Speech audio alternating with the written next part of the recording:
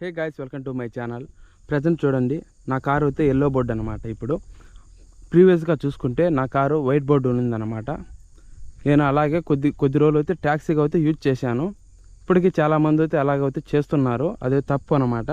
అది తప్పని తెలుసుకొని నేను ఎల్లో బోర్డుకి అయితే కన్వర్ట్ చేయడం అయితే జరిగింది. వైట్ బోర్డ్ నుండి ఎల్లో బోర్డుకి ఎలా కన్వర్ట్ చేయాలనేసి నేను మీకు పూర్తిగా అయితే వివరిస్తాను. ఈ వీడియోలో పూర్తిగా అయితే చూడండి.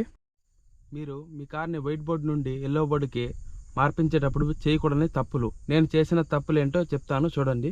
నేను చేసిన తప్పు ఏంటంటే, నా కారు వైట్ బోర్డ్గా ఉన్నప్పుడు నా కారు యొక్క ఇన్సూరెన్స్ వ్యాలిడ్ చాలా తక్కువ అయితే ఉన్నదన్నమాట. ఒక 2-3 డేస్ అయితే ఉంది వ్యాలిడేట్ అయితే. నేను అప్పుడు బ్రోకర్ దగ్గరికి వెళ్ళి, సార్ ఈ మాదిరిగా నేను ఎల్లో బోర్డుకి కన్వర్ట్ అవ్వాలనుకుంటున్నాను, ఏంటి ప్రాసెస్ అని అడగగా వాళ్ళు చెప్పిన ప్రాసెస్ ఏంటంటే, మినిమం 15 రోజులన్నా ఉండాలన్నమాట ఇన్సూరెన్స్ వ్యాలిడేటు. నాకైతే లేదన్నమాట అలా. సరే, నేను అలా కాదనేసి నేను డూప్లికేట్ ఇన్సూరెన్స్, అదే థర్డ్ పార్టీ ఇన్సూరెన్స్ అయితే డూప్లికేట్ కాదనమాట, థర్డ్ పార్టీ ఇన్సూరెన్స్ అనమాట. అది 4000 అయితే పడుతుంది అనమాట. అది థర్డ్ పార్టీ ఇన్సూరెన్స్కి నాకు 4000 అయితే ఛార్జ్ చేశారనమాట.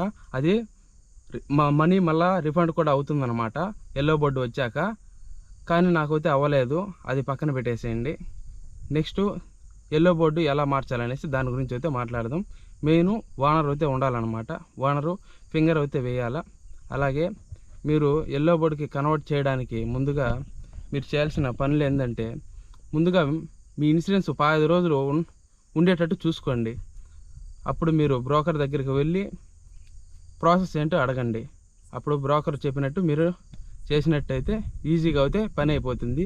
మీరు ఇన్సూరెన్స్ అంతా అయిపోయినాక, మీ వైట్ బోర్డ్ కార్ ఇన్సూరెన్స్ అయిపోయాక వెళ్ళారంటే మాత్రం అసలు మీకు అమౌంట్ అయితే మళ్ళీ ఎక్స్ట్రా అయితే పడుతుందన్నమాట. నేను చేసిన తప్పు మీరు ఎవరు చేయకండి.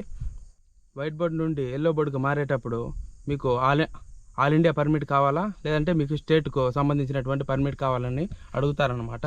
మీరు ఆల్ ఇండియా పర్మిట్ అయితే తీసుకోండి. మీరు ఒకవేళ పక్క రాష్ట్రాలకు వెళ్ళకున్నా కూడా మీరు ఆల్ ఇండియా పర్మిట్ అయితే తీసుకోండి అనమాట. చాలా బెనిఫిట్స్ అయితే ఉన్నాయి. ఒకవేళ మీరు ఏదైనా బాడుగ వచ్చి వెళ్ళినట్టయితే కనుక మీకు చాలా అయితే యూజ్ అవుతుందన్నమాట. మీకు స్టేట్ పర్మిట్కి ఆల్ ఇండియా పర్మిట్కి 6-7 వేల డిఫరెన్స్ అయితే ఉంటుంది. పోతే పోయింది 6-7 వేలు, పట్టించుకోకండి. మీరు ఆల్ ఇండియా పర్మిట్ని అయితే తీసుకోండి అందరూ. నెక్స్ట్ వచ్చేసి ఇన్సూరెన్స్. వైట్ బోర్డు అయితే ఇన్సూరెన్స్ చాలా తక్కువ, మీకు 10,000-12,000లో వచ్చేస్తుంది వైట్ బోర్డ్ కార్కి. ఎల్లో బోర్డ్ కార్కి అలా కాదనమాట. కనీసం అంటే 20,000 అయితే పెట్టాలా. మీరు ప్రీమియం ఇన్సూరెన్స్, ఫుల్ ఇన్సూరెన్స్ కావాలంటే 20,000 అయితే అవుతుందన్నమాట. నెక్స్ట్ వచ్చేసి వీటికి మళ్ళీ బార్డర్ దగ్గరికి వెళ్ళినప్పుడు మీరు పర్మిట్లు అయితే తీసుకోవాలన్నమాట. ఏరే స్టేట్ క్రాస్ అవ్వాలన్నప్పుడు అది కంపల్సరీ అనమాట. ఇది మటుకు గుర్తుపెట్టుకోండి మీరు కంపల్సరీగా. అలాగే ఇది ట్యాక్సీ కాబట్టి మీరు ఎల్లో బోర్డ్ చేశాక కాకి సొక్క అయితే కంపల్సరీగా అయితే యూజ్ చేయాలా, లేదంటే ఫైన్లు వేసే అవకాశం అయితే ఉంది. నెక్స్ట్ వచ్చేసి మీకు ఎఫ్సీకి కూడా ఛార్జ్ చేస్తారనమాట. మీకు అక్కడే బ్రోకరేజ్ ఆఫీస్ వాళ్ళు అయితే చెప్తారనమాట ఎఫ్సీకి ఎంత అవుతుంది అనేసి మొత్తం అయితే చెప్తారు. ముందుగానే మీరు మాట్లాడండి బ్రోకరేజ్ దగ్గరికి వెళ్ళాక, అన్న ఎంత అవుతుందన్న, ఈ ప్రాసెస్ ఏంటి, మొత్తం అమౌంట్ ఎంత అవుతుంది అని మాట్లాడుకొని మీరు అమౌంట్ ఇచ్చి మీరు ఓకే చేసుకోండి. మీరు మాట్లాడుకోకుండా అన్నకి చెప్పేసినారంటే చాలా ఇబ్బంది పడతారు. మీరు ముందు అయితే మీరు మాట్లాడుకోండి. నాకైతే మొత్తం వైట్ నుండి ఎల్లో బోర్డుకి మార్చడానికి అయిన ఖర్చు 32,000 అయితే అయింది. దగ్గరగా 32,000 రూపాయలు అయితే తీసుకున్నారనమాట. ఎందుకంటే నేను ఇన్సూరెన్స్ అయితే కట్టించాను, అది 20,000 అయితే పడింది. అలాగే నేను ఆల్ ఇండియా పర్మిట్ అయితే తీసుకున్నాను. అలాగే మీకు ఇంకో అడ్వాంటేజ్ ఏంటంటే, మీ పాత కార్ నెంబరు బాగలేకుండా ఉన్నట్టయితే మీకు ఇది ఒక గుడ్ న్యూస్ అని చెప్పొచ్చు. వైట్ బోర్డ్ నుండి ఎల్లో బోర్డుకి మారేటప్పుడు సేమ్ నెంబర్ ప్లేట్తో అయితే రాదనమాట, నెంబర్ అయితే చేంజ్ అవుతుందన్నమాట. నేను ఏమనుకున్నాను అంటే, ఫస్ట్లో అదే నెంబర్తో ఎల్లో బోర్డు వస్తుంది అనుకున్నాను. కానీ అలా కాదనమాట. నాకు తెలియదు అసలుకి. నెంబరు టోటల్గా అయితే చేంజ్ అయిపోయిందనమాట. నాది ఫస్ట్ నెంబరు AP 398061, ఇంకా చెప్పకూడదు నెంబర్ అయితే ఇష్యూ అయితే వస్తుంది. సరే, నెక్స్ట్ నెంబర్ వచ్చేసి ఇప్పుడు ఎల్లో బోర్డు ఇందాక చూశారు కదా, ఆ నెంబర్ ప్లేట్ అయితే నాకు ఇచ్చారనమాట. వైట్ బోర్డుగా ఉన్నప్పుడు ఆ నెంబర్ అయితే ఉంది, ఇప్పుడు అయితే ఈ నెంబర్ ప్లేట్ అయితే ఉందన్నమాట. ఇది మటుకు మంచి న్యూస్ అనమాట. అలాగే ప్రీవియస్గా మీకు మంచి నెంబర్ ప్లేట్ ఉన్నప్పుడు ఇదైతే కోల్పోవడం అయితే జరుగుతుంది, పాత నెంబర్ ప్లేట్ని. కొత్తది అయితే రావడం అయితే జరుగుతుంది. ఇది మటుకు గుర్తుంచుకోండి. నెక్స్ట్ వచ్చేసి ఇప్పుడు వైట్ బోర్డ్తో మీరు ట్యాక్సీ తోలితే జరిగే నష్టాలను అయితే చెప్తాను. వైట్ బోర్డ్తో ట్యాక్సీ తోలడం వల్ల మీకు ఆర్టీఓ సార్ అయ్యి ఫైన్లు వేసే అవకాశం ఎక్కువగా అయితే ఉంది. అలాగే మీరు పక్క రాష్ట్రాలకు వెళ్ళినప్పుడు ఫైన్లు కూడా భారీగా అయితే చాలానాలు అయితే వేస్తారు. నెక్స్ట్ వచ్చేసి మీకు రేషన్ కార్డు అయితే తీసేయడం అయితే జరుగుతుందన్నమాట. ఎందుకంటే వైట్ కారు ఉన్నప్పటికీ మీరు ధనికులు అన్నమాట. వైట్ కారు మీకు సొంతంగా కారు కొనుక్కున్నప్పుడు మీకు రేషన్ ఇవ్వాల్సిన అవసరం లేదు గవర్నమెంట్కి అనేసి గవర్నమెంట్ ఈ రూల్ను అయితే తీసుకొని వచ్చిందనమాట. 4 వీలర్ కారు ఉంటే ఏ కారైనా కానీ, చిన్న కారు కానీ పెద్ద కారు కానీ బోర్డు ఉండటం వల్ల మీకు రేషన్ కార్డు అయితే పోయే అవకాశం అయితే ఉండదన్నమాట.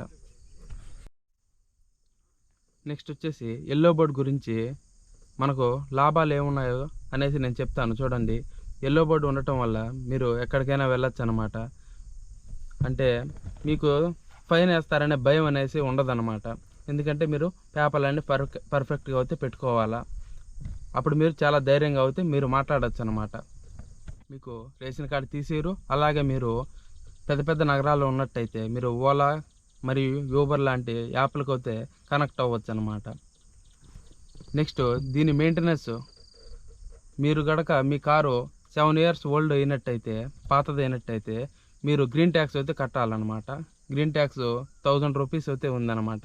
ఎవ్రీ ఇయర్ 1000 రూపీస్ అయితే కట్టాలా. అది ఈ కారే కాదు, ఈ ఎల్లో బోర్డుకి అయితే కంపల్సరీ కట్టాల్సిందే.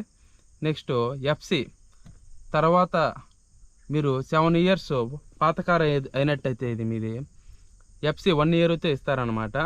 అదే కనుక మీది కొత్త కారు కనుక అయినట్టయితే ఒక 5 ఇయర్స్ కారు అలా అయితే 2 ఇయర్స్ ఎఫ్సి అయితే ఇస్తారనమాట. ఎటువంటి ఇబ్బంది అయితే ఉండదు, 2 ఇయర్స్ ఇస్తారు. పాత కారుకు అయితే 1 ఇయర్ ఇస్తున్నారు ఇప్పుడు ప్రజెంట్ అయితే. ఇంకా ఫ్యూచర్లో ఎలా చేస్తారేమవుతుంటే తెలియదు మనకు. అలాగే ఎఫ్సి కాస్ట్ వచ్చేసి మీకు ఏముండవు, ఇన్సూరెన్సు అండ్ ఈ పొల్యూషను సంబంధించిన ఈ చిన్న చిన్న పేపర్కి అయితే ఖర్చు అయితే ఉంటుంది.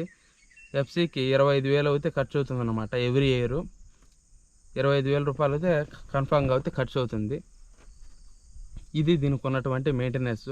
అయితే ఈ ఎల్లో బోర్డు ఉండటం వల్ల మీకు ఒక ధైర్యం అనేది ఉంటుందన్నమాట. ఎక్కడికి వెళ్ళినా కానీ ఫైన్లు వేస్తారనేటువంటి భయం అయితే ఉండదు. ప్రజెంట్ ఇప్పుడు మన వాళ్ళు ఇప్పుడు చెన్నైకి వెళ్తున్నారు. చెన్నై పోలీసులు ఫైన్లు అయితే భారీగా అయితే వేస్తున్నారు, తెలిసిందే. ఎల్లో బోర్డు కార్లు ఆపడం, వైట్ బోర్డు కార్లు ఆపడం నార్మలే. ఈ వీడియో మీ అందరికీ నచ్చింది అనుకుంటున్నాను. ప్రజెంట్ నాకు 145 మంది అయితే సబ్స్క్రైబర్స్ అయితే ఉన్నారు. ప్లీజ్ మీరు అందరూ సపోర్ట్ చేసి ఈ వీడియో చూసిన ప్రతి ఒక్కరు సబ్స్క్రైబ్ బటన్ అయితే నొక్కండి ప్లీజ్ అన్న.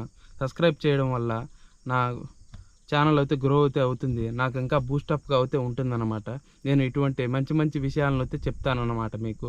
ప్లీజ్ నాకు సపోర్ట్ చేసి సబ్స్క్రైబ్ అయితే చేయండి బ్రో.